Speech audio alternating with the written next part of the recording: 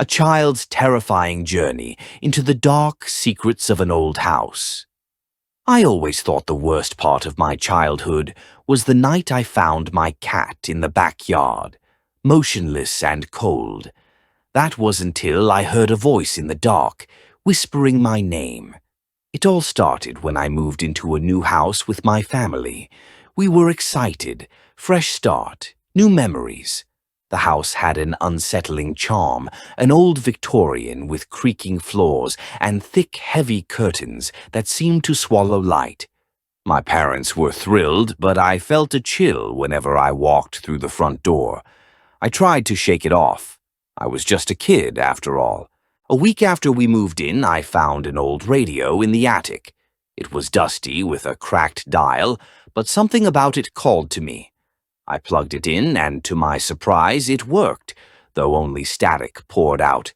I turned the dial, hoping to catch a song, but all I got was white noise. I turned it off, feeling a bit disappointed, but I kept it in my room. That night, I woke up to the sound of my name being whispered. Emily. It was soft and almost melodic, like a gentle breeze slipping through the window. At first, I thought it was my imagination, the remnants of a dream clinging to me. But as I lay there, frozen under the covers, I realized it was coming from the radio. I flicked the lamp on, heart racing. The radio sat silent, the dial stuck on static. I could almost convince myself that I had imagined it, until it happened again. Emily. I wanted to ignore it, to bury my head in the covers, but curiosity pulled me out of bed. I approached the radio, peering at it like it might bite. "Who's there?" I whispered, my voice trembling. For a moment, nothing. Then a crackle, followed by the same whisper. "Emily, I'm waiting."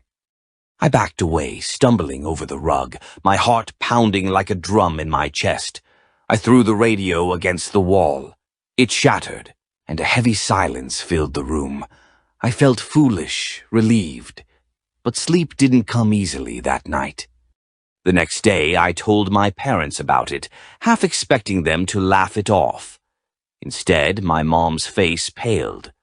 "Old houses have a history," she said, her voice distant. "Sometimes they carry stories." My dad dismissed it, saying it was just the overactive imagination of a child, but my mother seemed troubled. That night, as I lay in bed, I heard it again. "Emily." It was closer this time, almost like it was right next to me.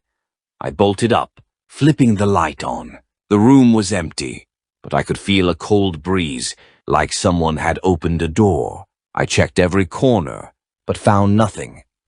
Days turned into weeks, and the whispers never stopped. I tried covering my ears, burying myself in books, but it was always there, growing more insistent, more desperate. "Emily, please." One night, it felt different. The whisper was accompanied by a faint, rhythmic tapping. I couldn't tell where it was coming from, but it echoed in my mind. "Emily, come to me." I couldn't take it anymore. I gathered my courage and went back to the attic, determined to confront whatever this was. I rummaged through old boxes, looking for anything that might explain the voice. Finally, I found an old diary, its pages yellowed and fragile. It belonged to a girl named Anna, who had lived there long before us. The entries were innocent enough at first, stories of playing in the garden, of friends coming over. But as I flipped through, the tone changed. Anna wrote about feeling watched, about a voice calling her at night. "He says he knows me," one entry read. "He says he will come for me." My blood ran cold. I clutched the diary and sprinted back to my room. I didn't sleep that night. I sat on my bed staring at the walls, listening.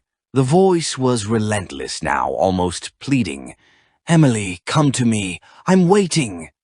I finally gathered enough courage to tell my parents again, but this time my dad listened. He was skeptical, but agreed to stay up with me that night. We both sat in my room, the lamp casting shadows that danced across the walls. As midnight approached, the air grew heavy. Suddenly, the radio, a piece I had left behind in my panic, crackled to life. "Emily!" It was like a chill swept through the room. I glanced at my dad, whose eyes widened in disbelief. "Emily, come outside." I felt my stomach drop. I turned to my dad, but he was already standing, frozen in place.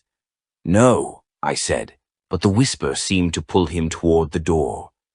The moment he opened it, the cold air rushed in, and the whisper intensified. "Emily, come outside." In a panic, I grabbed his arm, pulling him back. "Don't go!" I shouted. The voice morphed into a wail, filled with anguish. "Emily, I'm waiting." Then it stopped. Silence fell over us, heavy and suffocating. My dad finally shut the door, breathing heavily, and we both stood there, hearts racing. We didn't speak, but we understood. Whatever had been calling me wasn't done. The next day, we moved. My parents couldn't shake the feeling that something was wrong, and I knew it was the right choice. But I still hear it sometimes, even now. In the quiet moments when I'm alone, the whisper creeps back. "Emily, I'm waiting." Sometimes I think about Anna, about the history of that house. Did she ever escape? And who or what was waiting for her in the dark? I've left the past behind, but the voice never truly left me. It lingers like a shadow, reminding me that some stories never end.